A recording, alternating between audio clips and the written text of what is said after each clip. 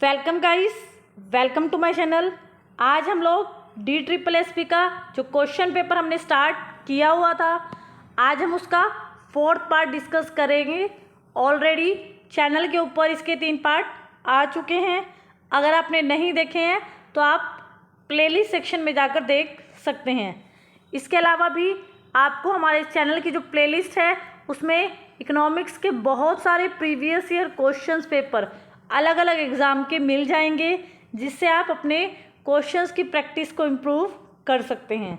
तो आप चाहो तो हमारे टेलीग्राम चैनल से भी जुड़ सकते हो, क्योंकि हम टेलीग्राम चैनल के ऊपर वो PDF आपको प्रोवाइड कराते हैं जो भी टॉपिक हम अपने यहाँ चैनल पर डिस्कस करते हैं। हमारे टेलीग्राम चैनल का नेम इकोनॉमिक्स बाय DD है, आप उससे भी जुड़ सकते हैं।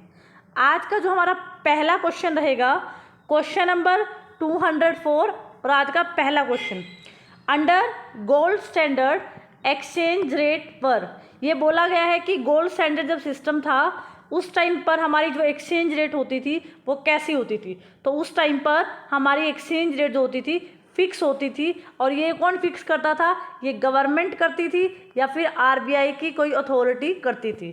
तो गोल्ड स्टैंडर्ड में एक्सचेंज किस तरह से किया जाएगा, एक्सचेंज रेट क्या रहेगी, ये हमारी फिक्स होती थी। तो ऑप्शन नंबर फर्स्ट यहाँ आपका राइट आंसर हो जाएगा। अगला क्वेश्चन देखिए, अगले क्वेश्चन में क्या बोला गया है? क्वेश्चन नंबर 205, क्वेश्चन में क्या बोला गया है? फिक्स एक्सचेंज रेट की वजह से क्या होता है? इन्फ्लेशन आता है, या फिर डेप्रिसिएशन हो जाती है डोमेस्टिक करेंसी, या उसका एप्रिसिएशन होता है, या ड्रेन होता है फॉरेन एक्सचेंज रिजर्व का। अब आप देखिए, फिक्स एक्सचेंज रेट है, फिक्स एक्सचेंज रेट में करेंसी का या तो डिवैल्यूएशन होता है या फिर रीवैल्यूएशन होता है। डेप्रिसिएशन और एप्रिसिएशन का जो संबंध होता है वो किससे होता है? वो आपका फ्लेक्सिबल एक्सचेंज रेट से होता है, जहां पर फॉरेन एक्सचेंज मार्केट में डिमांड एंड सप्लाई पावर्स काम करती है। अब ये क्वेश्चन पूछ रहा है कि अगर फिक्स एक्सचेंज रेट है तो इसकी वजह से या तो इन्फ्लेशन आए या फिर क्या होगा, एक ही ऑप्शन बचा है कि फॉरेन एक्सचेंज का जो रिजर्व है आपका वो क्या हो जाए, ड्रेन हो जाए। ड्रेन का मतलब वो धीरे धीरे खत्म होने लग जाए। यहाँ पर ये जो आपका राइट आंसर होगा ऑप्शन नंबर 4। इसका रीज़न क्यों? क्योंकि फिक्स एक्सचेंज रेट में क्या होता है, आप लोगों को पता है कि एक्सचेंज की रेट हमारी फिक्स होती है, और उसको फिक्स करने का काम कौन करता है? या तो गवर्नमेंट करती है या फिर गवर्नमेंट की अथॉरिटी एक्सचेंज रेट को फिक्स करती है। और हम ये भी कह सकते हैं कि मार्केट है एक, उस मार्केट के अंदर गवर्नमेंट एंटर करती है और एक्सचेंज रेट को मेंटेन करने की कोशिश करती है।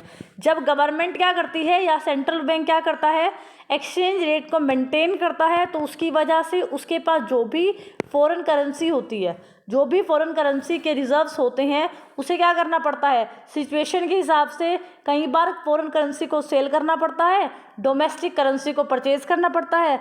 और ये वाली प्रोसेस में उसका सबसे ज़्यादा नुकसान जो ये होता है कि उसके यहाँ से ड्रेन होने लग जाता है, फॉरेन एक्सचेंज रिजर्व क्या होता है, धीरे धीरे ख़त्म होने लग जाता है।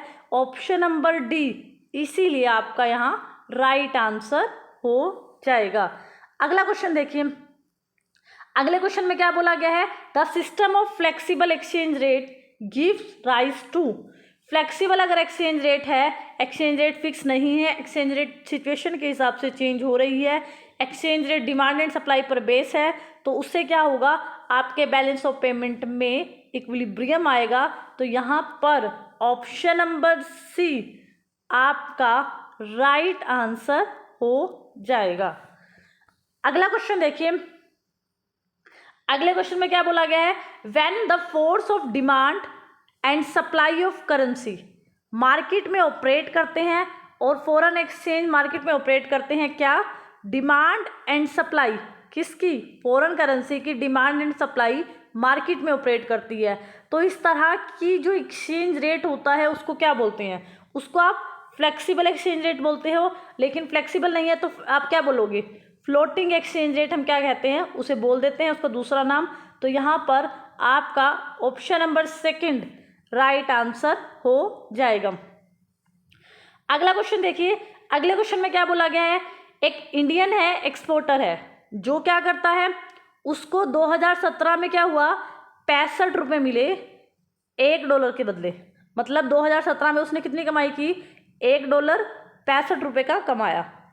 और क्या होता है, 2018 आते आते $1 की वैल्यू क्या हो जाती है, $1 की वैल्यू क्या हो जाती है, 60 हो जाती है। पहले उसको 65 मिल रहा था $1 का वैल्यू, अब क्या हो रहा है, $1 की वैल्यू 60 हो जाती है। इसका मतलब क्या हो रहा है, अब उसको रुपीस में जो पैसा है वो क्या होगा, कब मिल रहा है। इसका मतलब कहीं ना कहीं उसकी जो डोमेस्टिक करेंसी है उसकी वैल्यू बढ़ गई है। यहाँ पर आपको समझ आई, एक्सपोर्टर को $1 के बदले 65 मिल रहा था, फिर उसको $1 के बदले 60 मिल रहा है। तो इसका मतलब क्या हुआ, जो एक्सपोर्टर है उसकी जो डोमेस्टिक करेंसी है रुपीस, मान लो पैसा है रुपीस यहाँ पर, तो रुपीस की वैल्यू क्या हो रही है, एप्रिशिएट कर रही है। तो यहाँ पर दो आंसर हो सकते थे कि एक तरफ ये भी आंसर ठीक है कि रुपीस की वैल्यू क्या कर रही है, रुपीस की वैल्यू एप्रिशिएट हो गई, रुपीस की वैल्यू बढ़ गई। या फिर इसका एक आंसर ये भी है कि यहाँ पर डॉलर की वैल्यू जो है वो क्या कर गई है, डेप्रिशिएशन हो गया है, डॉलर की वैल्यू क्या गई है, घट गई है। तो यहाँ पर आपसे सिर्फ ये पूछा है कि इंडियन एक्सपोर्टर को अगर $1 के 65 रुपये 2017 में मिल रहे थे, 2018 में 60 मिले, तो इस सिचुएशन को हम क्या कहेंगे, इस सिचुएशन को हम एप्रिशिएशन कहेंगे कि इंडियन के रुपीस का क्या हो गया है, वैल्यू बढ़ गई है। तो एप्रिशिएशन यहाँ पर आपका राइट आंसर हो जाएगा। अगला क्वेश्चन देखिए, अगले क्वेश्चन में क्या बोला गया है, रिडक्शन हो जाए in the value of rupees against $, Britain would system में क्या बोलेंगे इसको। यहाँ पर कह रहा है आपको रुपीस की वैल्यू को गिराना है, और किसके अगेंस्ट गिराना है, $, के अगेंस्ट। तो इसको मैं एग्जांपल से समझा देती हूँ। पहली बात तो फिक्स एक्सचेंज रेट है, या तो करेंसी का डिवैल्यूएशन होगा या फिर क्या होगा, या फिर रीवैल्यूएशन होगा।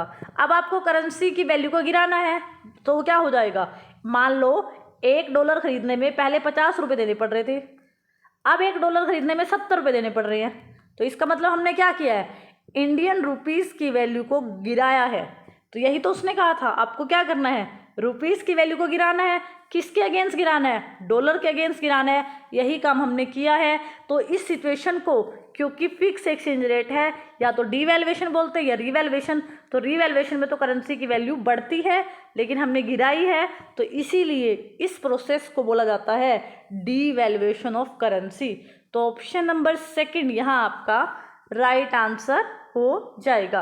अगला क्वेश्चन देखिए, अगले क्वेश्चन में क्या बोला गया है, इंपोर्टर और exporter can reduce there exchange risk. Importer होते हैं जो एक्सपोर्टर होते हैं, वो फॉरेन एक्सचेंज मार्केट के अंदर अपने रिस्क को रिड्यूस करने के लिए क्या करते हैं, कॉन्ट्रैक्ट्स करते हैं आपस में। और इस प्रोसेस को जब आप फ्यूचर में होने वाले रिस्क से बचना चाहते हो, उस रिस्क को नहीं उठाना चाहते, तो आप क्या करते हो, कॉन्ट्रैक्ट कर लेते हो। तो इस प्रोसेस को हम बोलते हैं हेजिंग बोलते हैं। तो ऑप्शन नंबर C यहाँ आपका राइट आंसर हो जाएगा। अगला क्वेश्चन देखिए, अगले क्वेश्चन में बोला गया है when the demand for euro, euro की जो डिमांड है वो क्या हो जाती है, राइज हो जाती है इंडिया के अंदर। ठीक है, मान लो इंडिया वाले क्या कह रहे हैं कि हमें ज़्यादा से ज़्यादा क्या चाहिए, यूरो चाहिए। तो यूरो की डिमांड इंडिया में राइज हो जाती है। तो इसका मतलब क्या होगा, इसका मतलब डेप्रिशिएट कर देगी आपकी वैल्यू रुपीस की, या फिर डेप्रिशिएशन ऑफ यूरो, या एप्रिशिएशन ऑफ रुपीस, या रीवैल्यूएशन ऑफ रुपीस। तो अब आप यहाँ देखिए इंडिया में कौन सा एक्सचेंज रेट सिस्टम चल रहा है, फ्लेक्सिबल एक्सचेंज रेट। तो या तो वो डेप्रिशिएट करेगी या फिर वो एप्रिशिएशन होगा। तो रीवैल्यूएशन तो होगा नहीं, क्योंकि ये तो फिक्स एक्सचेंज रेट में होता है। अब देखिए, जब आप यूरो की डिमांड इंक्रीज कर रहे हो, किसकी डिमांड, यूरो की, यूरो जो करेंसी है, आप उसकी डिमांड इंडिया में ज़्यादा बढ़ा रहे हो। तो इसका मतलब क्या है, जब हम किसी भी देश की करेंसी की डिमांड को बढ़ाते हैं, तो कहीं ना कहीं हम उस करेंसी की क्या करते हैं, वैल्यू को क्या करते हैं, एप्रिशिएट करते हैं। एप्रिशिएशन हो गया। जब यूरो की डिमांड बढ़ी इंडियन रुपीस के कंपैरिजन में, तो क्या हुआ, मतलब हमने उनकी वैल्यू को बढ़ाया है, क्योंकि हम उनकी डिमांड कर रहे हैं। तो जब यूरो की डिमांड बढ़ेगी इंडिया में, तो करेंसी किसका एप्रिशिएशन हो जाएगा, किसकी करेंसी की वैल्यू बढ़ जाएगी? यूरो की तो वैल्यू बढ़ जाएगी, लेकिन इंडियन जो रुपीस है, क्योंकि आप अपनी करेंसी की वैल्यू को क्या कर रहे हो, गिरा रहे हो और दूसरे की करेंसी की डिमांड कर कर उसकी करेंसी की वैल्यू को बढ़ा रहे हो। तो जब हम यूरो की डिमांड राइज करेंगे इंडिया में, तो इससे हमारी जो करेंसी है, हमारा जो रुपीस है, उसकी वैल्यू गिर जाएगी ऑटोमेटिकली, क्योंकि अपोजिट रिलेशन होता है। अगर यूरो की करेंसी अप्रिशिएट हुई तो समझ लेना कि जो हमारी डोमेस्टिक करेंसी है उसकी वैल्यू का गिरना तय है। तो यहाँ पर ऑप्शन नंबर ए आपका राइट आंसर हो जाएगा। अगला क्वेश्चन देखिए, अगले क्वेश्चन में बोला गया है कि कौन सी आइटम करंट अकाउंट में नहीं आती। अब करंट अकाउंट में क्या आता है? करंट अकाउंट में गुड्स एंड सर्विसेज का ट्रेड आता है, इनविजिबल सर्विसेज का, गुड्स का भी और सर्विसेज का ट्रेड, और यूनिलैटरल पेमेंट, एक पक्षीय भुगतान या प्राप्तियां आती है। तो यहाँ पर जो चीज़ नहीं आती वो है आपका कैपिटल पेमेंट। कैपिटल पेमेंट किस में जाएगी? कैपिटल अकाउंट में जाएगी। बाकी इंटरेस्ट पेमेंट हो, इंश्योरेंस चार्ज हो, शिपिंग चार्ज हो, ये सब आपका करंट अकाउंट का हिस्सा होता है। ऑप्शन नंबर डी यहाँ आपका राइट आंसर हो जाएगा। अगला क्वेश्चन देखिए, problem of surplus in India balance of payment. India के बैलेंस ऑफ पेमेंट में सरप्लस है। सरप्लस मतलब आपके पास रिसिप्ट ज़्यादा है और आपका एक्सपेंडिचर कम है। सरप्लस की सिचुएशन को कैसे आप ठीक कर सकते हो? करेंसी की वैल्यू को डेप्रिशिएट करके, या आप एक्सपेंडिचर इंपोर्ट पे घटाकर, या एप्रिसिएशन कर दो रुपीस का, या फिर ज़्यादा से ज़्यादा एक्सपोर्ट कर कर आप ये काम कर सकते हैं।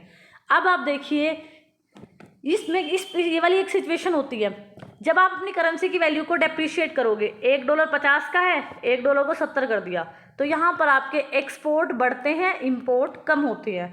लेकिन आपको क्या करना है? एक्सपोर्ट को नहीं बढ़ाना, क्योंकि आपके पास पहले क्या है? सरप्लस है। तो ये तो नहीं होगा।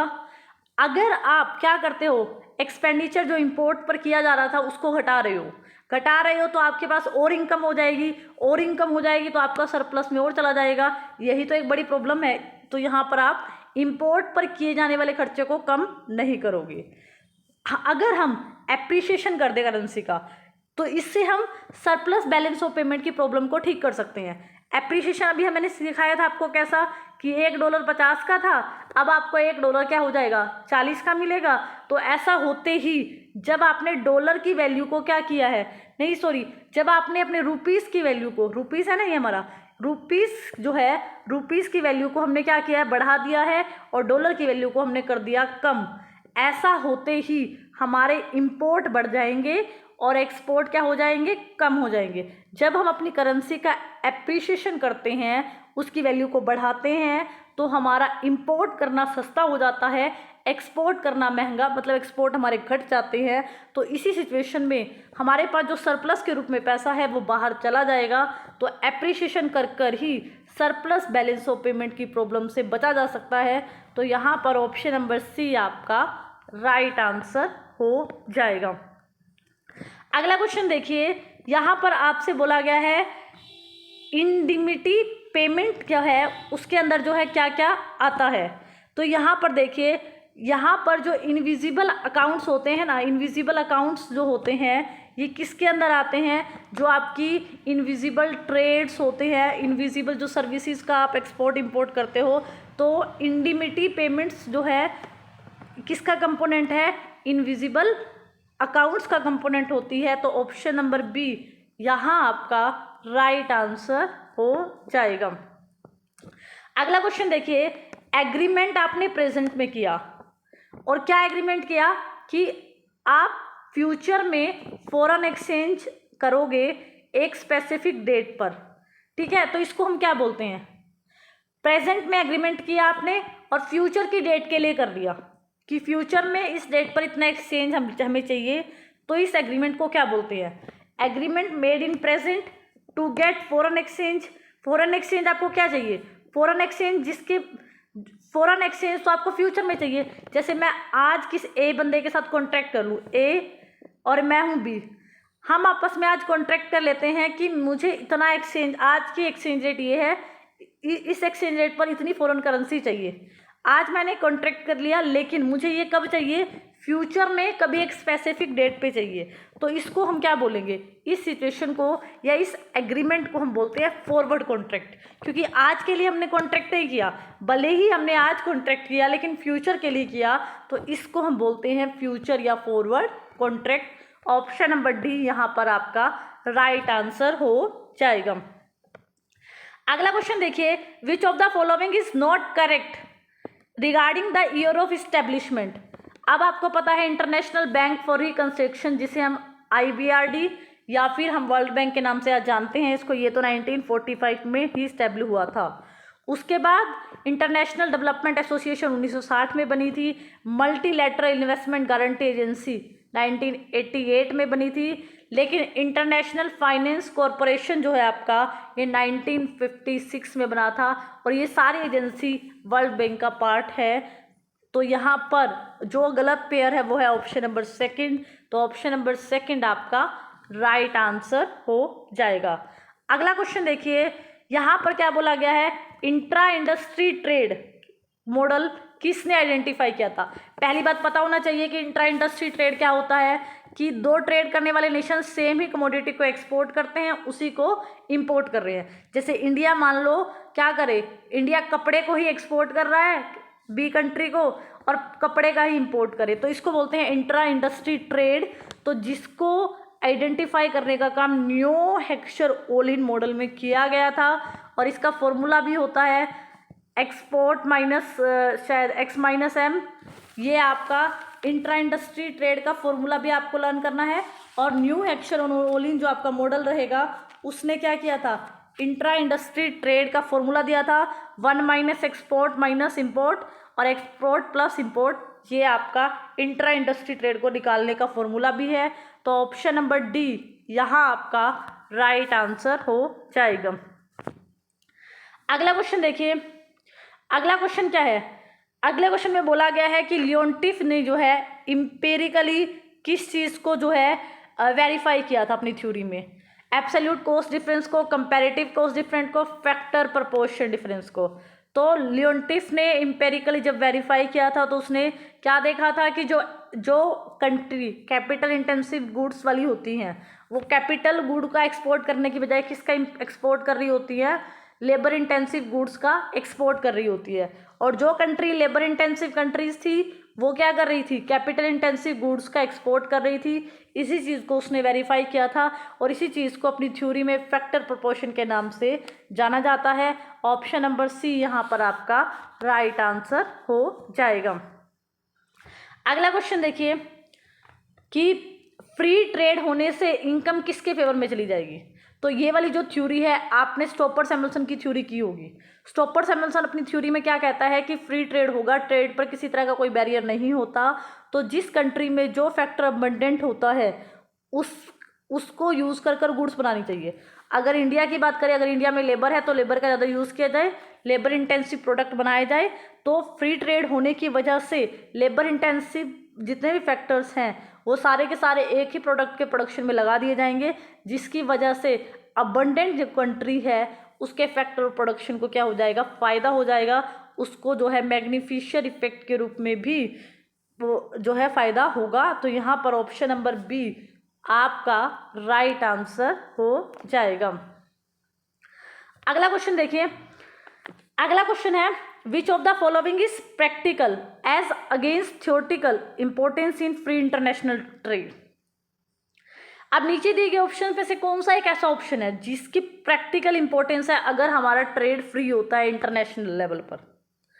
एलोकेशन हो जाएगा वर्ल्ड रिसोर्सेज का, तो ये तो हो गया थ्योरेटिकल फ़ायदा कि आपके एलोकेशन सही से हो जाएंगे रिसोर्सेज की, सही बात है। आपको फैक्टर प्राइस ट्रेडिंग नेशन में बाद में बराबर हो जाते हैं जब आप इक्विलिब्रियम में आते हो, तो ये भी एक थ्योरेटिकल हम फॉर्मूले से करते हैं। फैक्टर प्राइस बराबर हो जाते हैं, कमोडिटी के प्राइस बराबर हो जाते हैं, ये भी थ्योरेटिकल फ़ायदा है। लेकिन सबसे बड़ा फ़ायदा क्या होता है फ्री ट्रेड करने से। फ्री ट्रेड मान लो इंडिया और चाइना के बीच में फ्री ट्रेड हो रहा है, तो बहुत आसानी से यहाँ से गुड्स जा रही है, बहुत आसानी से ही यहाँ आ रही है, किसी तरह का कोई बैरियर नहीं है। तो ऐसा करने से सबसे जो बड़ा फ़ायदा होगा वो क्या होगा, जो कस्टमर होता है उसको बहुत सारी चॉइस मिल जाएगी प्रोडक्ट में। ठीक है, एक ही चीज़ की बहुत सारी वैरायटियाँ वो किसी भी देश से खरीद सकता है, क्योंकि ट्रेड फ्री है, कोई ज़्यादा महंगी गुड्स नहीं पड़ेंगी। तो यहाँ पर कुछ हो ना हो, ज़्यादा ज़्यादा वाइडर चॉइस हो जाती है कमोडिटी की कंज्यूमर के लिए। ये सारे फ़ायदे हैं, ऐसी बात नहीं है ये फ़ायदे नहीं है, लेकिन ये सबसे बड़ा प्रैक्टिकल फ़ायदा जो कंज्यूमर को होगा कि उसको चॉइस करने के लिए बहुत सारी कमोडिटी मिल जाएगी। तो ऑप्शन नंबर डी यहाँ पर आपका प्रैक्टिकल फ़ायदा हो जाएगा अगर फ्री इंटरनेशनल ट्रेड होता है। अगला क्वेश्चन देखिए, अगला क्वेश्चन क्या कह रहा है, अगले क्वेश्चन में कह रहा है टैरिफ जो होता है can not improve the terms of trade. Tariff लगने से टर्म्स ऑफ ट्रेड में कोई फायदा नहीं होगा if tariff imposing country when the elasticity of the offer curve is foreign countries. यहाँ पर ये बोल रहा है टैरिफ अगर लगाती है, एक डोमेस्टिक कंट्री अगर टैरिफ लगाती है तो उसको कोई फ़ायदा नहीं होगा। कब फ़ायदा नहीं होगा? जो फॉरेन कंट्री है उसका ऑफर कर्व या फिर उसकी जो इलास्टिसिटी है वो क्या है। तो यहाँ पर देखिए, यहाँ क्वेश्चन मैं आपको एक एग्जांपल से समझाती हूँ। जैसे इंडिया और यूएस, ठीक है, इंडिया डोमेस्टिक कंट्री होगी और यूएस फॉरेन कंट्री है हमारे लिए। अब यहाँ पर ये क्या कह रहे हैं कि अगर इंडिया यूएस के प्रोडक्ट पर टैरिफ लगाए और यूएस का जो ऑफर कर्व है वो क्या होना चाहिए जिससे कि उस पर टैरिफ का कोई इम्पैक्ट ही ना पड़े। यूएस ऑफर कर्व मतलब यूएस भी तो कुछ ना कुछ बेच रहा होगा हमें। ऑफर कर्व क्या होता है कि दूसरा देश हमें क्या देने को तैयार है और उसके बदले में क्या इंपोर्ट वो करना चाहता है। तो यहाँ पर क्या है कि जब फॉरेन कंट्री का ऑफर कर्व की इलास्टिसिटी क्या होगी, परफेक्टली इलास्टिक होगी ना, तो वो ऐसी सिचुएशन होगी जब कि इंडिया, मैं यहाँ कहना चाह रही हूँ, अगर यूएस का ऑफर कर्व, यूएस का जो ऑफर कर्व है उसकी इलास्टिसिटी क्या है, परफेक्टली इलास्टिक है। तो परफेक्टली इलास्टिक होने का मतलब क्या हुआ, परफेक्टली इलास्टिक होने का मतलब है कि यूएस जो है एक गिवन प्राइस पर यूएस बहुत सारी सप्लाई करने को तैयार है। तो इस सिचुएशन में अगर इंडिया उस पर टैरिफ लगाता भी है तो वो किसी भी तरह से अपनी सप्लाई को चेंज नहीं करता। तो इसलिए बोला जाता है कि अगर फॉरेन कंट्री का जो ऑफर कर्व है परफेक्टली इलास्टिक होता है तो टैरिफ लगाने वाली कंट्री की जो टर्म्स ऑफ ट्रेड है उसके फेवर में या इम्प्रूव नहीं होती या टैरिफ लगाने का कोई भी फ़ायदा नहीं होता। तो यहाँ पर ऑप्शन नंबर सेकंड आपका राइट आंसर हो जाएगा। अगला क्वेश्चन देखिए, in gold tranche of IMF quota of a country, ठीक है, तो आईएमएफ कोटा पूछा गया है एक कंट्री का गोल्ड की टर्म में किसके इक्वल होता है। सबसे पहली बात 25% ऑफ कंट्री कोटा, ये आईएमएफ की जो टर्म्स है उसके हिसाब से है। तो ऑप्शन नंबर डी यहाँ पर आपका राइट आंसर हो जाएगा।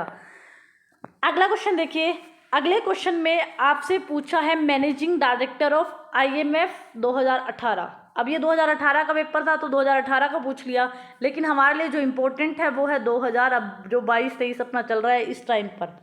तो इस टाइम पर जो करंट टाइम में आईएमएफ का जो मैनेजिंग डायरेक्टर है वो है क्रिस्टलिना जॉर्जिया। तो यहाँ पर आपको प्रेजेंट टाइम का याद रखना है, मैं यहाँ पर स्पेलिंग लिख देती हूँ। क्रिस्टलिना जो है प्रेजेंट टाइम पर मैनेजिंग डायरेक्टर है आईएमएफ की। और अगर ये क्वेश्चन आए कि फर्स्ट डिप्टी मैनेजिंग डायरेक्टर कौन है, ये तो है मैनेजिंग डायरेक्टर आईएमएफ की क्रिस्टलिना, और अगर डिप्टी पूछा जाए तो गीता गोपीनाथन इसका राइट आंसर हो जाएगा। हमें इन ऑप्शन से, इतना पुराने क्वेश्चन से लेना देना नहीं है। अगला क्वेश्चन देखिए, अगला क्वेश्चन क्या है, which of the following organisation जो है is called soft landing institution. किस इंस्टीट्यूशन को सॉफ्ट लैंडिंग इंस्टीट्यूशन कहा जाता है? तो आईडीए,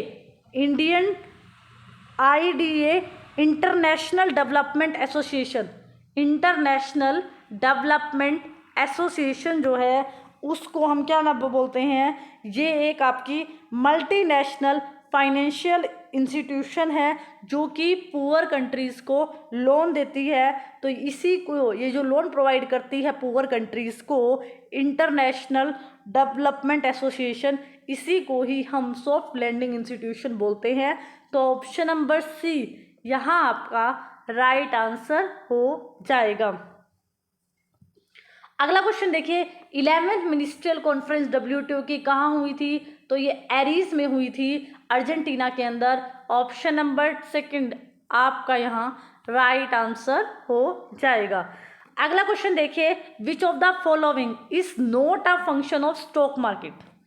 स्टॉक मार्केट एक ऐसी मार्केट जिसको कौन रेगुलेट करता है? स्टॉक मार्केट को, हमारी जो स्टॉक मार्केट है उसको रेगुलेट करने का कौन करता है? आप इसको कमेंट सेक्शन में आंसर देना। अब यहाँ क्वेश्चन ये पूछा गया है, जो स्टॉक मार्केट है आपकी, उसका कौन सा एक फंक्शन नहीं है? अब सिक्योरिटीज का क्या प्राइस होगा ये तो वो डिसाइड करता है। सेफ्टी, ट्रांजेक्शन में किसी तरह का कोई नुकसान ना हो ये भी वो देखता है। कहीं ना कहीं स्टॉक मार्केट भी इकोनॉमिक ग्रोथ में कंट्रीब्यूशन देती है, क्योंकि इनकम को सही जगह लगाया जाता है, इन्वेस्टमेंट की जाती है, फिर इससे इकोनॉमिक ग्रोथ होती है। लेकिन कभी भी स्टॉक मार्केट नहीं चाहेगी कि देश के अंदर जो डेट कल्चर है, जो उधार लेने का कल्चर है, वो बढ़े। तो ये उसका कोई फंक्शन नहीं होता। ऑप्शन नंबर डी यहाँ आपका राइट आंसर हो जाएगा। अब यहाँ अगला क्वेश्चन क्या है, सेबी जो है, security exchange board of India, वो एक स्टैट्यूटरी पावर उसको कब मिली? ठीक है, तो स्टैट्यूटरी पावर जो है सेबी को जो मिली थी वो जनवरी 1992 में मिली थी। और 1988 में जो आपका सेबी था, नॉन स्टैट्यूटरी पावर थी उस टाइम उसके पास। तो जो स्टैट्यूटरी पावर है, संविधानिक जो पावर है, वो सेबी को 1992 में मिली थी। तो ऑप्शन नंबर सी यहाँ आपका राइट आंसर हो जाएगा। अगला क्वेश्चन देखिए, बॉम्बे स्टॉक एक्सचेंज जो है किस ईयर में फाउंड किया गया था? तो ये सबसे पहला और सबसे पुराना एशिया का स्टॉक एक्सचेंज है। तो बॉम्बे स्टॉक एक्सचेंज जुलाई के अंदर 1875 में जो है स्टार्टिंग हुई थी इसकी। ऑप्शन नंबर ए ये आपका राइट आंसर हो जाएगा। यहाँ पर अगला क्वेश्चन देखिए, which of the following is not ensured by owing a share of a company? यहाँ क्वेश्चन में बोला गया है कि अगर आप किसी कंपनी के शेयर्स खरीदते हो और तो उसमें आपको किस चीज़ की गारंटी नहीं मिलती? नॉट इंश्योर है ना, किस चीज़ की गारंटी आपको नहीं मिलती अगर आप किसी कंपनी के शेयर खरीदते हो? तो अब आप किसी कंपनी के शेयर खरीदते हो, यहाँ ऊपर किस शेयर को खरीदते हो इसके बारे में मेंशन नहीं है। तो हम यहाँ पर ये बोला गया है ओनरशिप ऑफ अ कंपनी। अब आप किसी भी कंपनी के अगर इक्विटी शेयर खरीदोगे तो आपको ओनरशिप में हिस्सा मिलता है, तो ये भी ठीक है। वोटिंग राइट मिलेगा अगर आप क्या करोगे, अगर आप कंपनी के शेयर्स खरीदोगे तो वोटिंग राइट भी मिलता है, डिविडेंड प्रॉफिट भी मिलता है। लेकिन इस बात की कोई एश्योरेंस आपको नहीं मिलती कि आपको एक एश्योर्ड इनकम, मतलब 5,000 रुपये, 10,000 रुपये महीना, जो भी एक एश्योर्ड इनकम है वो आपको मिलती रहेगी हमेशा। इस बात का कोई उसमें शेयर खरीदते टाइम कोई इसकी गारंटी नहीं होती। और कितना आपको प्रॉफिट मिलेगा ये डिपेंड करता है कि कंपनी को कितना फ़ायदा हुआ है, कितना डिविडेंड है, इस बात पे डिपेंड करता है। अगर लॉस हुआ है तब आपको लॉस ही सहन करना पड़ेगा। तो यहाँ पर जो चीज़ एश्योर नहीं होती कि आपको एक फ्लो ऑफ इनकम मिलती रहेगी। ऑप्शन नंबर डी यहाँ आपका राइट आंसर हो जाएगा। अगला क्वेश्चन देखिए, अगले क्वेश्चन में आपसे क्या पूछा गया है? अगले क्वेश्चन में पूछा गया है मैनेजिंग डायरेक्टर आपसे पूछे गए हैं। किसके मैनेजिंग डायरेक्टर पूछे गए हैं? आपसे पूछा गया है कि जो मैनेजिंग डायरेक्टर किसके? नेशनल स्टॉक एक्सचेंज के। अब पहली बात हमें ये भी पता होना चाहिए नेशनल स्टॉक एक्सचेंज बना कब था? 1992 में बना था।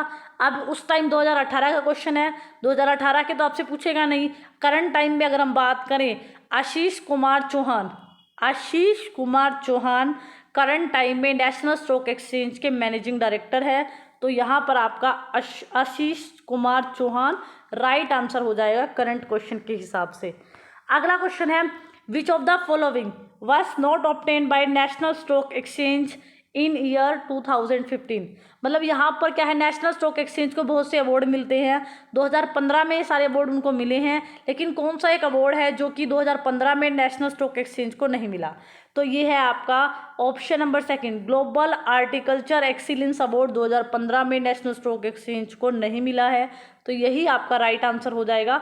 बाकी golden peacock innovation award, Asian banker achievement award, stock exchange of year, FOF award, Asia best new technology product manufacturing, तो ये सारे अवार्ड बाकी मिले हैं, लेकिन ग्लोबल आर्टिकल्चर एक्सीलेंस अवार्ड नहीं मिला। ऑप्शन नंबर सेकंड आपका राइट आंसर हो जाएगा।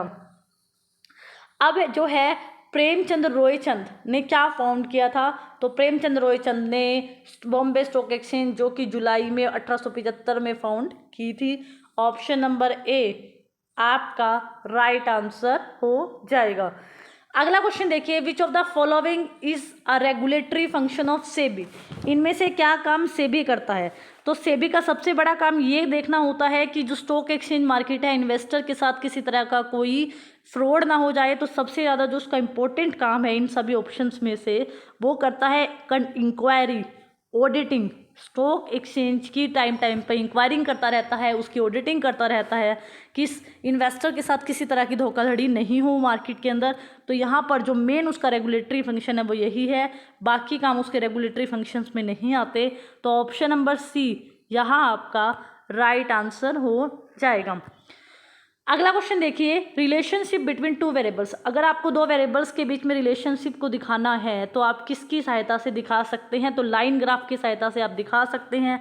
इस तरह का आपका कोई किसी भी तरह का लाइन ग्राफ बने, आपका एक डायग्राम बनता है, तो लाइन ग्राफ से हम सिर्फ दो वेरिएबल के बीच में रिलेशनशिप को बहुत आसानी से दिखा सकते हैं। ऑप्शन नंबर डी यहाँ आपका राइट आंसर हो जाएगा।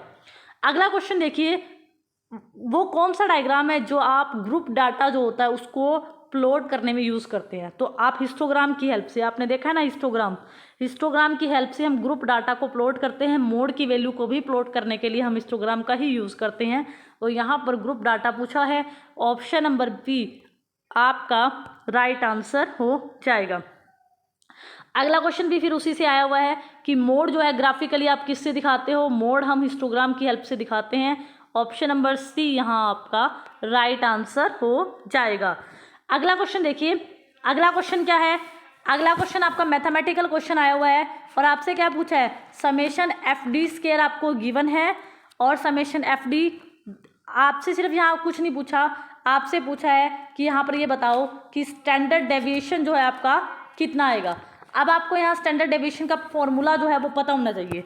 तो स्टैंडर्ड डेविएशन का मैं एक तरफ फॉर्मूला लिखती हूँ, एक तरफ क्वेश्चन सोल्व कर देती हूँ। तो हमारा जो फॉर्मूला रहेगा यहाँ पर, क्योंकि F फ्रीक्वेंसी दी हुई है आपके पास, तो FD का square upon N minus summation FD upon N, और इसका क्या कर देंगे, होल स्क्वायर कर देंगे। और ये वाला फॉर्मूला आप यूज़ करो, आपका आंसर निकल जाएगा। ठीक है, अब मैं पुट कर देती हूँ क्योंकि मेरे पास इतना स्पेस नहीं है, मेरे को हटाना पड़ेगा इसको।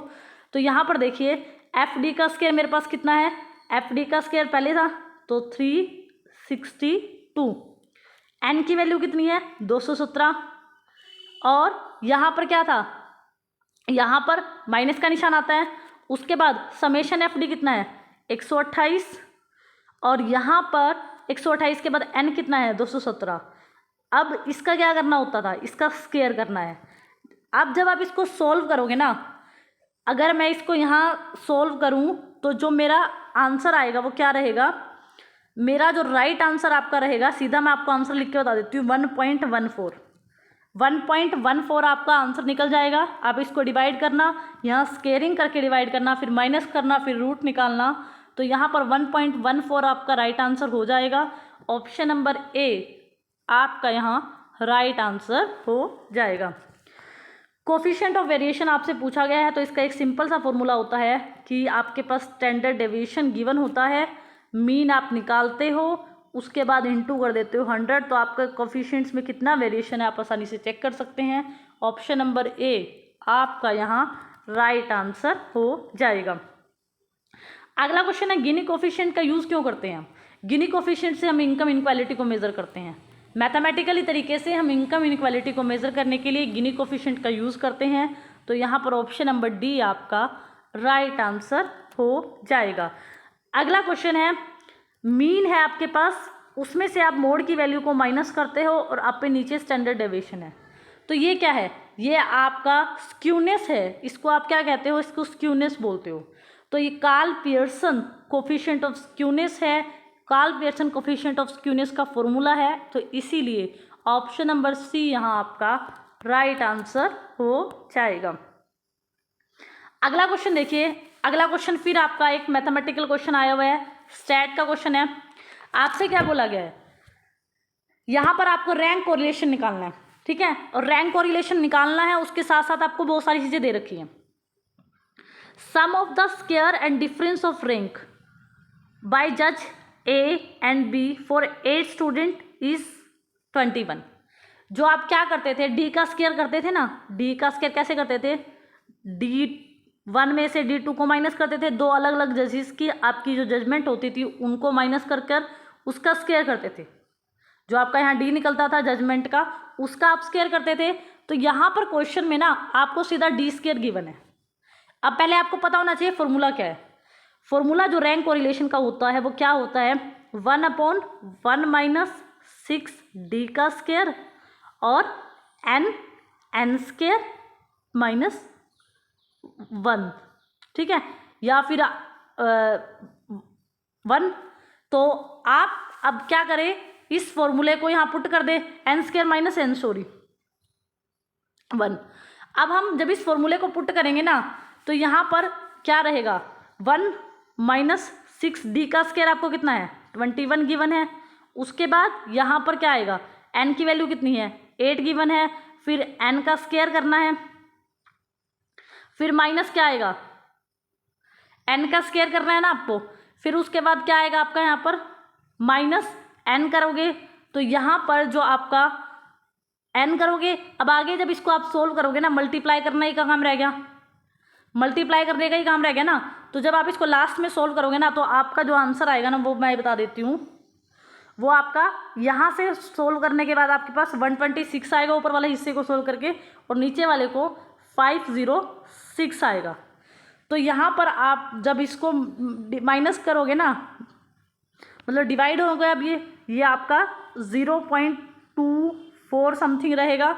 और यहाँ आपके पास 1 की वैल्यू है, तो आप लास्ट में क्या करोगे, 1 में से 0.24 माइनस कर दोगे, तो यहाँ पर आपका 0.76 राइट आंसर रहेगा। 0.76 हमारे पास ऑप्शन नहीं है, तो यहाँ पर आपका option number C right answer हो जाएगा। बस आपको फॉर्मूला पता होना चाहिए कि समेशन एक्स, अब डी आपको निकालना नहीं है, डी की वैल्यू तो आपके पास गिवन है, तो n³ - n ये आपका फॉर्मूला होता है, बस इसमें आप पुट कर दीजिए। अगला क्वेश्चन देखिए, क्वार्टाइल डेविएशन आपको निकालना है। फिर आपको पता होना चाहिए क्वार्टाइल डेविएशन का फॉर्मूला क्या होता है। क्वार्टाइल डेविएशन का हमारा फॉर्मूला होता है Q3 - Q1। फिर आपको पता होना चाहिए Q1 कैसे निकालते हैं। Q1 निकालने का फॉर्मूला है, जब इंडिविजुअल सीरीज है तो n+1 / 4, और Q3 निकालने का फॉर्मूला मैं आपको बता रही हूँ 3, ठीक है, 3 बाहर n+1 / 4।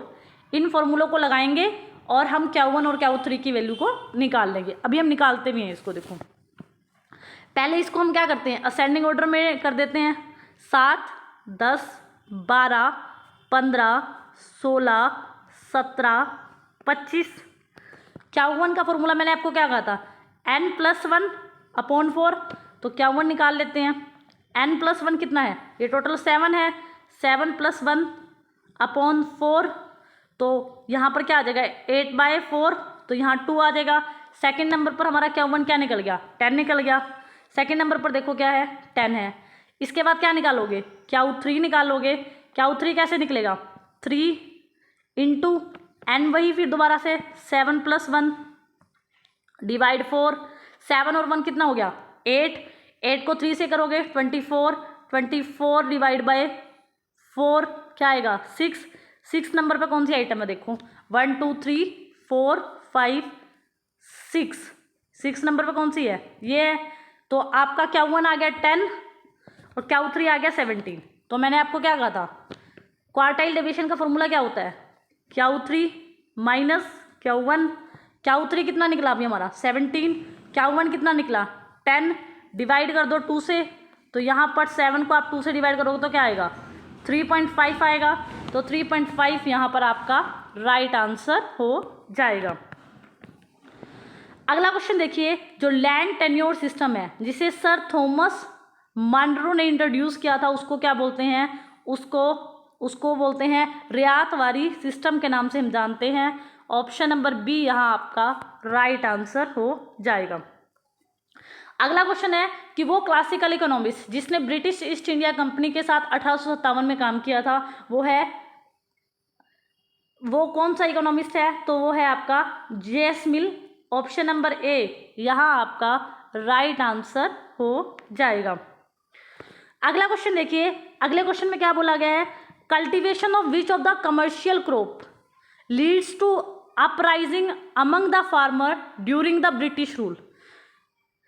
किस क्रॉप के कल्टीवेशन को लेकर अंग्रेजों में और फार्मर में विद्रोह पैदा हो गया था? तो उस टाइम पर नील की खेती है, तो हम हिस्ट्री में भी पढ़ते आ रहे हैं, तो इंडिगो क्रॉप की वजह से ब्रिटिश में और फार्मर्स में बहुत विद्रोह पैदा हो गया था। ऑप्शन नंबर सी आपका यहाँ राइट आंसर हो जाएगा। अगला क्वेश्चन देखिए, विच ऑफ द फॉलोइंग जो है बस note the goal of first 10 5-year plan in India. 10th जो 5-year प्लान था, 10 5-year प्लान तक कौन सा एक गोल है जो कि 10 5-year प्लान तक हमने नहीं लिया था? तो इंक्लूसिव ग्रोथ, ये एक ऐसा गोल था जो आपने 11th और 12th 5-year प्लान में इसको लिया था। बाकी नेशनल इनकम को राइज करना, सोशलिस्ट पैटर्न सोसाइटी, ये सारे गोल हमारे थे। ऑप्शन नंबर बी यहाँ आपका राइट आंसर हो जाएगा। अगला क्वेश्चन देखिए, पॉवर्टी को रिमूव करना, ये हमारा किस 5-year प्लान का ऑब्जेक्टिव था? 5th 5-year प्लान में हम पॉवर्टी को रिमूव करना चाह रहे थे, तो हमने इसके लिए कोशिश 5th 5-year प्लान से शुरू कर दी थी। तो ऑप्शन नंबर 3 यहाँ आपका राइट आंसर हो जाएगा। अगला क्वेश्चन देखिए, 5th 5-year प्लान जो है किन्होंने प्रिपेयर किया था और लॉन्च किया था? तो ये डीपी धर ने 5th 5-year प्लान की रूपरेखा को तैयार भी किया था। तो ऑप्शन नंबर डी यहाँ आपका राइट आंसर हो जाएगा। अगला क्वेश्चन देखिए कि सबसे ज़्यादा सेकंड 5-year प्लान में हमने किस सेक्टर पे काम किया था? ये तो सबको पता है, पब्लिक सेक्टर पर ज़्यादा हमने डोमिनेशन किया था कि हाई पब्लिक इंडस्ट्रीज बननी चाहिए। तो ऑप्शन नंबर सी यहाँ आपका राइट आंसर हो जाएगा। अगला क्वेश्चन देखिए, अगला क्वेश्चन क्या कहता है आपको? Which of the following was not the problem of heavy industries और model of Indian planning system. मतलब हैवी इंडस्ट्री की वजह से कौन सी एक प्रॉब्लम है जो कि नहीं हुई थी? अब आपने देखा था सेकंड 5-year प्लान हम फेल हो गए थे, मतलब उतनी ज़्यादा सक्सेस हमने नहीं पाई थी। मेरे ख्याल से 4.5 हमने ऑब्जेक्टिव रखा था, उससे कम हमने पाया था। ठीक है, तो इसकी वजह से अनएम्प्लॉयमेंट बढ़ गई थी क्योंकि हमने सारा फोकस इंडस्ट्रीज पे कर दिया था, कैपिटल पे कर दिया था। रीजनल इनइक्वालिटी बढ़ दी गई थी, जो डेवलपमेंट एरिया थे वहाँ सब लोग इंडस्ट्री इस्टेब्लिश करना चाह रहे थे, अनडेवलप एरिया में कोई इस्टेब्लिश करना नहीं चाह रहा था। पॉवर्टी बढ़ रही थी क्योंकि हमने एग्रीकल्चर को तो छोड़ ही दिया था। जो चीज़ नहीं हुई थी वो था कि strength forward and backward linkage. मतलब अगर हम एक सेक्टर को दूसरे सेक्टर के साथ जोड़ रहे हैं, जैसे एग्रीकल्चर इंडस्ट्री से जुड़ा, इंडस्ट्री एग्रीकल्चर से जुड़ी, तो ये जो लिंकेज हुई तो ये जो है प्रॉब्लम नहीं थी। बाकी ये सब प्रॉब्लम हमें जो है देखने को मिली थी जब हमने हैवी इंडस्ट्रीज़ का एस्टेब्लिशमेंट किया था। तो ऑप्शन नंबर डी यहाँ पर आपका राइट आंसर हो जाएगा। अगला क्वेश्चन देखिए, वकील एंड ब्रह्मानंद ने क्या कहा कि बहुत ज़्यादा मास लेवल पर पॉवर्टी है। ऐसा क्यों है? शॉर्टेज किस चीज़ की है? तो उन्होंने अपना वेज गुड मॉडल भी दिया है। तो वेज गुड कहा था उन्होंने, वेज गुड्स की कमी की वजह से क्या हो रहा है, बहुत बड़े लेवल पर पॉवर्टी जो है वो हो रही है। ऑप्शन नंबर सी यहाँ आपका राइट आंसर हो जाएगा। अगला क्वेश्चन देखिए, अगले क्वेश्चन में क्या बोला गया है? विच ऑफ द फॉलोइंग बस note the priority of first 5-year plan. First 5-year plan में हमने किस चीज़ पर फोकस नहीं किया था? हमने इंडस्ट्रियल सेक्टर पर कोई फोकस नहीं किया था, तो यही आपका राइट आंसर हो जाएगा। बाकी फूड ग्रेन को बनाना, रिफ्यूजी को सहायता देना, पार्टीशन के बाद इकोनॉमिक्स को संभालना, ये सब हमारा ऑब्जेक्टिव था, लेकिन इंडस्ट्री सेक्टर का डेवलपमेंट हमने फर्स्ट 5-year प्लान में सोचा भी नहीं था। अगला है द एक्चुअल जो पब्लिक सेक्टर में हमने फर्स्ट 5-year प्लान में कितना पैसा दिया था? तो 1960 करोड़ हमारा जो फर्स्ट 5-year प्लान का जो खर्च है पब्लिक सेक्टर को जो दिया गया था फर्स्ट 5 ईयर प्लान में वो था 1960 करोड़ रुपए। तो ऑप्शन नंबर सी यहाँ आपका राइट आंसर हो जाएगा। अगला क्वेश्चन देखिए, which of the following was not a reason for introduction of new economic reform 1991। जो 1991 की जो एलपीजी पॉलिसी आपने अपनाई, तो उसमें से क्या एक कारण जो नीचे दिए गए ऑप्शन में है वो न्यू इकोनॉमिक पॉलिसी को अपनाने का नहीं है। एवरेज ट्रेड डेफिशिएट बढ़ रहा था, ये तो कारण था हमारा ट्रेड डेफिशिएट बढ़ रहा था, इसीलिए तो हमने क्या किया था, एलपीजी पॉलिसी को लेके आए थे हम। तो ये तो नहीं है। जब आपकी इनविजिबल अकाउंट्स में रिसिप्ट बढ़ेंगी, रिसिप्ट का मतलब है आपके कहीं ना कहीं से पैसा आपके पास आया है, तो ये तो आपकी इकोनॉमिक्स में फ़ायदा था। तो ये तो एक रीज़न नहीं हो सकता कि जिसकी वजह से आपको रिफॉर्म करना पड़े। तो यही एक रीज़न था जिसकी वजह से रिफॉर्म नहीं हुआ था। बाकी आपके पास फॉरेन रिजर्व नहीं बचे, आपने इंटरनेशनल फॉल हो गई थी, आपकी जो रेटिंग जो है इंडिया की इंटरनेशनल लेवल पर, ये सब चीज़ें हुई थी उस टाइम पर। सिर्फ ये गलत बात है कि हमारे यहाँ पर रिसिप्ट आ रही हैं और फिर भी हम इन रिफॉर्म्स कर रहे हैं। तो ऑप्शन नंबर सेकंड यहाँ आपका राइट आंसर हो जाएगा। अगला क्वेश्चन देखिए, जब जो सेकंड इकोनॉमिक रिफॉर्म्स, ये तो फर्स्ट थे 1991 में, तो 1997 में जो रिफॉर्म्स हुए उनको सेकंड रिफॉर्म्स के नाम से जाना जाता है, नए रिफॉर्म्स। तो बोला गया है कि उसमें जो SLR है, स्टैचुटरी लिक्विडिटी रेशो, उसको कितना डाउन किया गया, 25% तक हम उसे डाउन कर ले आए थे। ऑप्शन नंबर सी यहाँ आपका राइट आंसर हो जाएगा। अगला क्वेश्चन देखिए, जो वर्ल्ड बैंक है उसने इंडिया को सपोर्ट किया था, आपको पता है लोन दिया था जब हम 1991 में हमने एलपीजी पॉलिसी को अपनाया था। तो यहाँ पर क्वेश्चन में बोला गया है जी स्ट्रक्चरल एडजस्टमेंट लोन कितने का दिया था। तो स्ट्रक्चरल एडजस्टमेंट लोन जो है $500 मिलियन का दिया गया था। ऑप्शन नंबर ए यहाँ आपका राइट आंसर हो जाएगा। अगला क्वेश्चन देखिए, which of the following reforms major was not undertaken by India on domestic sector in 1991। India के डोमेस्टिक सेक्टर में 1991 में कौन सा रिफॉर्म नहीं लिया गया था। अब आपको पता है हमारे जो फाइनेंशियल रिफॉर्म्स थे उसमें क्या क्या चीज़ें थी। हमने सब्सिडी को कट किया था, गवर्नमेंट ने बहुत सारे कट किए थे पब्लिक सेक्टर के ट्रांसफर्स, क्योंकि पब्लिक सेक्टर जो है घाटे में चल रहा था, तो गवर्नमेंट उनकी तरफ काफ़ी फोकस करने को तैयार नहीं थी। लेकिन और हमने डेफिसिट को कम करना भी हमारा एक फोकस था, लेकिन हमने डोमेस्टिक लेवल पर इंटरेस्ट रेट को कम नहीं किया था। यहाँ पर भी देखो क्या बोला गया है कि वो रिफॉर्म जो नहीं लिया गया डोमेस्टिक सेक्टर के लिए 1991 में, वो था cut in interest rate. Interest rate को हमने नहीं कट किया था। तो ऑप्शन नंबर सी यहाँ आपका राइट आंसर हो जाएगा। अगला क्वेश्चन देखिए, अगले क्वेश्चन में बोला गया है which of the following reform was not undertaken by Indian on external sector in 1991। 1991 में जो भी रिफॉर्म्स हुए जो हमने एक्सटर्नल सेक्टर बाहरी क्षेत्र के लिए, तो इनमें से कौन सा एक रिफॉर्म है जो हमने 1991 में नहीं किया। पॉलिसी को हमने लिबरल किया, ये ठीक है, हम एफडीआई को लाना चाहते थे इसलिए हमने जो रूल रेगुलेशन है उसको आसान किया, इंपोर्ट लाइसेंसिंग को हमने इजी बनाया, ये भी ठीक है, लेकिन हमने अपनी करेंसी की वैल्यू को रीवैल्यूएशन नहीं किया। रीवैल्यूएशन होता है अपनी करेंसी की वैल्यू को बढ़ा देना, और वो भी 23% और 2 स्टेजेस में, ये हमने 1991 में नहीं किया। तो यही आपका आपसे पूछा है कि कौन सा एक जो है रिफॉर्म एक्सटर्नल सेक्टर में हमने 1991 में नहीं किया। तो ऑप्शन नंबर सेकंड यहाँ आपका राइट आंसर हो जाएगा। अगला क्वेश्चन देखिए, physical responsibility and budget management act में हमने जो 2003 में FRBM एक्ट आपका था, उसका फिजिकल डेफिसिट को घटाकर कितना लाना ऑब्जेक्टिव था। हम चाह रहे थे 3% GDP के वो रहे। तो ऑप्शन नंबर ए आपका यहाँ राइट आंसर हो जाएगा। अगला क्वेश्चन देखिए, which of the following is not consider a positive effect of LPG।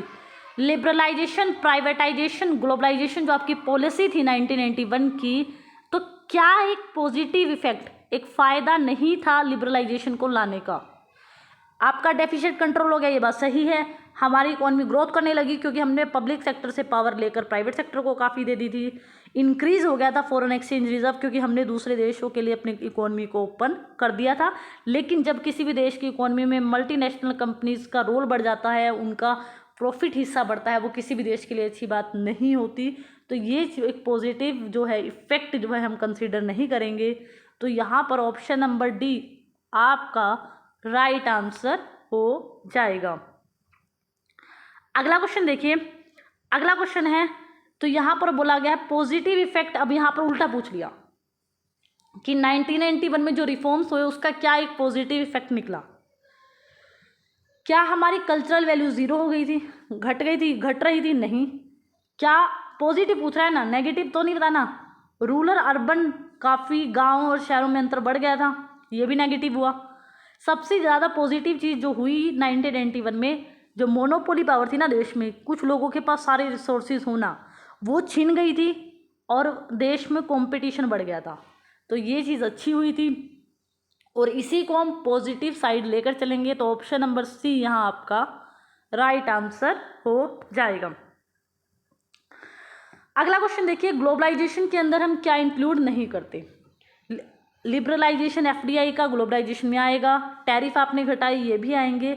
आपने मल्टीनेशनल कंपनी को अलो किया, दूसरे देश से हम कंपनियाँ यहाँ आ रही थी, वो भी ग्लोबलाइजेशन में आएगा। लेकिन एक्साइज ड्यूटी जो होती है, ये डोमेस्टिक लेवल पर लगाया गया एक टैक्स होता है, इसको ग्लोबलाइजेशन में इंक्लूड नहीं किया जाएगा। ऑप्शन नंबर डी आपका यहाँ राइट आंसर हो जाएगा। अगला क्वेश्चन देखिए, तेंदुलकर कमेटी ने किस चीज़ की रिपोर्ट तैयार की थी। तो सब पॉवर्टी पर 2009 में तेंदुलकर कमेटी ने एस्टिमेशन किया था। ऑप्शन नंबर ए आपका यहाँ राइट आंसर हो जाएगा। अब अगला क्वेश्चन देखिए, जो पॉवर्टी की स्टडी है बेसिकली वो किस पर डिपेंड करती है। तो आपको पता है नेशनल सैंपल सर्वे एनएसएसओ का डाटा जो है वो पॉवर्टी की स्टडी जो है उसी पर की जाती है। ऑप्शन नंबर सेकंड यहाँ आपका राइट आंसर हो जाएगा। अगला क्वेश्चन देखिए, according to the World Bank study 2016, तो उस टाइम पर सबसे ज़्यादा जो पॉवर्टी थी कहाँ पर थी? एसटी में थी, शेड्यूल्ड ट्राइब लोगों में थी, एससी में थी, ओबीसी में थी या अदर्स में थी? तो सबसे ज़्यादा उस टाइम जो पॉवर्टी की प्रॉब्लम थी वो थी आपकी एसटी कम्युनिटी में। ऑप्शन नंबर ए यहाँ आपका राइट आंसर हो जाएगा।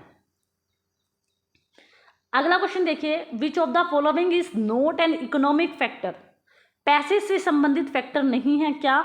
अगर आपको किसी भी देश की क्रॉपिंग का पैटर्न डिसाइड करना है। प्राइस ऑफ आउटपुट, इसका संबंध तो पैसे से है।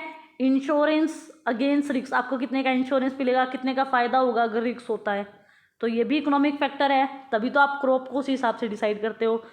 आपको सरकार क्या पॉलिसी देगी प्रोक्योरमेंट की, क्या एमएसपी देगी, ये भी आपका इकोनॉमिक फैक्टर है। लेकिन सोइल जो है वो कोई, मिट्टी जो है आपका कोई इकोनॉमिक फैक्टर नहीं है जिस पर आप क्रॉपिंग पैटर्न को डिसाइड करोगे। तो ऑप्शन नंबर बी यहाँ आपका राइट आंसर हो जाएगा। अगला क्वेश्चन देखिए, यहाँ आपसे पूछा गया है कि इंडिया की जो रैंक है किस में, फ्रूट के प्रोडक्शन में सेकंड इंडिया की रैंक है वर्ल्ड में फ्रूट प्रोडक्शन में। ऑप्शन नंबर सेकंड यहाँ आपका राइट आंसर हो जाएगा। अगला क्वेश्चन देखिए, अगले क्वेश्चन में बोल रहा है विच ऑफ द, सबसे कम इंपॉर्टेंस अगर आपको ह्यूमन कैपिटल फॉर्मेशन करना है तो किसको दोगे? गुड फ्रेंडशिप को हम सबसे कम इंपॉर्टेंस देंगे। बाकी कैपिटल फॉर्मेशन करने के लिए गुड हेल्थ होनी चाहिए, एजुकेशन होनी चाहिए, आपको अच्छी ट्रेनिंग मिले, लेकिन गुड फ्रेंडशिप नहीं भी हुई तब भी कैपिटल फॉर्मेशन हो जाएगा। ऑप्शन नंबर बी यहाँ आपका राइट आंसर हो जाएगा। अगला क्वेश्चन देखिए, according to India brand equity foundation in April 2018, India has become the second largest market for e learning. India की मार्केट एक सबसे बड़ी मार्केट है ई लर्निंग करने के लिए, इलेक्ट्रॉनिक या फिर आप कह सकते हो टेक्निकल लर्निंग के लिए। ये किसने बताया था? Indian brand equity foundation. पहले नंबर पर कौन सी है? पहले नंबर पर जहाँ पर ई लर्निंग सबसे ज़्यादा होती है वो है आपका यूएस। यूएस के बाद दूसरी जो मार्केट है वो है इंडिया। तो यहाँ पर यूएस आपका इस क्वेश्चन का राइट आंसर हो जाएगा। अगला क्वेश्चन देखिए, the report our common future वो कब सबमिट की गई थी? रिपोर्ट आवर कॉमन फ्यूचर ये सस्टेनेबल डेवलपमेंट को लेकर रिपोर्ट थी, तो ये 1987 इसका राइट आंसर हो जाएगा। सस्टेनेबल डेवलपमेंट फर्स्ट कहाँ पर कब कोइन किया गया था सस्टेनेबल डेवलपमेंट टर्म? धारणीय विकास, ये ब्रुटलैंड कमीशन ने इसको कॉइन किया था। ऑप्शन नंबर सी यहाँ आपका राइट आंसर हो जाएगा। अगला क्वेश्चन देखिए, सस्टेनेबल डेवलपमेंट गोल 2016 में इफेक्ट में आए और यूनाइटेड नेशन डेवलपमेंट प्रोग्राम की पॉलिसी से आए थे, और कब तक ये चलेंगे, तो 2030 तक सस्टेनेबल डेवलपमेंट गोल चलेंगे। तो यहाँ पर ऑप्शन नंबर सी आपका राइट आंसर हो जाएगा। अगला क्वेश्चन देखिए, which of the following was not one of the 8 millennium development goal, कौन सा एक 8 मिलेनियम डेवलपमेंट गोल जो है उसमें नहीं आता, तो एक्सट्रीम पॉवर्टी हंगर ये तो आता है, ये सस्टेनेबल सिटी एंड कम्युनिटी ये इसका हिस्सा नहीं है, तो इसीलिए यही इस क्वेश्चन का राइट आंसर हो जाएगा। अगला क्वेश्चन देखिए, China seems to have outstep India for first time in a share of world GDP in this year around. तो जिस टाइम का क्वेश्चन पेपर है ये बोल रहे हैं कि जो चाइना है उसने इंडिया को पछाड़ दिया, किसमें, जीडीपी में, वर्ल्ड में, शेयर में उस टाइम पर। तो यहाँ पर 1 भी आएगा। 1500 साल पीछे चले गए थे हम जब इंडिया का और चाइना का टोटल वर्ल्ड में जीडीपी में शेयर हमने देखा था उस टाइम पर, तो यहाँ 1 भी है। तो ऑप्शन नंबर बी इस क्वेश्चन का आपका राइट आंसर हो जाएगा। अगला क्वेश्चन देखिए, इनिशियल जो रिफॉर्म पीरियड था ना चाइना का, आपको पता है चाइना में भी इकोनॉमिक रिफॉर्म हुए हैं, इंडिया में भी हुए हैं। तो 1978 में हुए चाइना के, तो 1978 से 1984 चाइना का जो रिफॉर्म पीरियड था उसमें किस पे फोकस किया गया था, तो उसके अंदर हमने लैंड टेन्योर सिस्टम, और सबसे पहले जो चाइना का मेन फोकस यही था कि जो एग्रीकल्चर प्रोडक्ट्स हैं उनका प्राइस, स्पॉट प्राइस क्या रहेगा, और लैंड टेन्योर सिस्टम जो है उसको किस तरह से देखना है, मैनेज करना है। तो सबसे पहला फोकस चाइना के रिफॉर्म्स का भी यही था। तो ऑप्शन नंबर ए आपका यहाँ राइट आंसर हो जाएगा।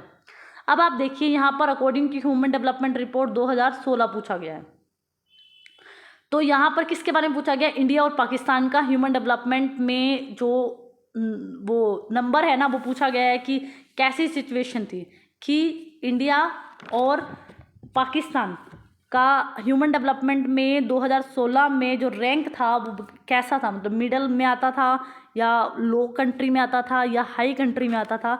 तो अगर हम बात करें इंडिया और चाइना दोनों की ही जो सिचुएशन थी ह्यूमन डेवलपमेंट कैटेगरी में, वो किस में आती थी, वो मिडल कंट्रीज़ में आती थी। और 2016 में इंडिया की जो HDI रैंक की मैं बात करूँ तो 131 थी।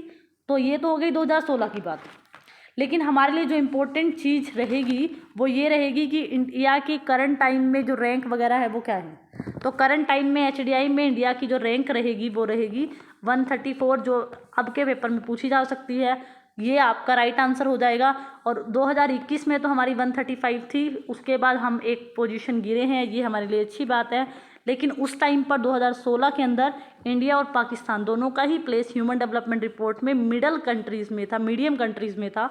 तो ऑप्शन नंबर सेकंड यहाँ आपका इस क्वेश्चन का राइट आंसर हो जाएगा। अगला क्वेश्चन देखिए, अगला क्वेश्चन फिर यही कि ह्यूमन डेवलपमेंट रिपोर्ट 2016 के अनुसार इंडिया और चाइना का प्लेस पूछ लिया। तो ये भी सही है कि इंडिया और चाइना दोनों ही किस में आती थी, तो इंडिया और चाइना जो है वो भी मीडियम ह्यूमन डेवलपमेंट कैटेगरी में आती थी, क्योंकि 2016 में जहां इंडिया की रैंक कितनी थी 131 थी और वहीं पर चाइना की जो रैंक थी 90 में थी।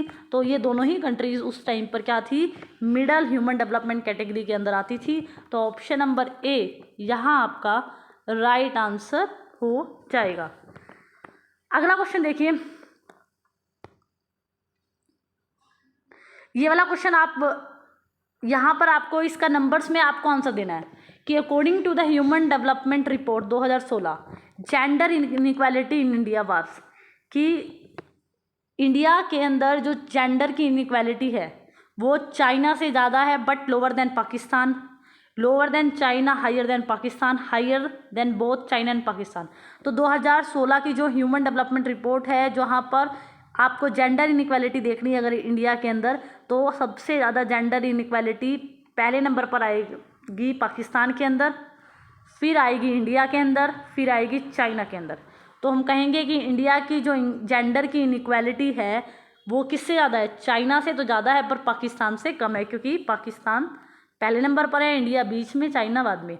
तो ऑप्शन नंबर फर्स्ट यहाँ आपका राइट आंसर हो जाएगा। आज का लास्ट क्वेश्चन है कंप्रिहेंसिव क्रॉप इंश्योरेंस स्कीम जो इंट्रोड्यूस की गई थी क्रॉप्स को इंश्योरेंस देने के लिए, वो कब की गई थी? 1985 के अंदर इस स्कीम को लाया गया था। ऑप्शन नंबर सी यहाँ आपका राइट आंसर हो जाएगा। ये क्वेश्चन पेपर आज हमारा ख़त्म हो गया। बाकी इसमें कोई भी क्वेश्चन इकोनॉमिक्स का नहीं बचा है। अगर आपको मेरी वीडियोस अच्छी लगती हैं तो प्लीज़ मेरे चैनल को लाइक करना, शेयर करना, सब्सक्राइब करना। ये वीडियो तो बड़ी हो गई है, लेकिन हमारा मोटिव यही था कि हम इस क्वेश्चन पेपर को किसी भी तरीके से कंप्लीट कर लें। Thank you so much for watching this.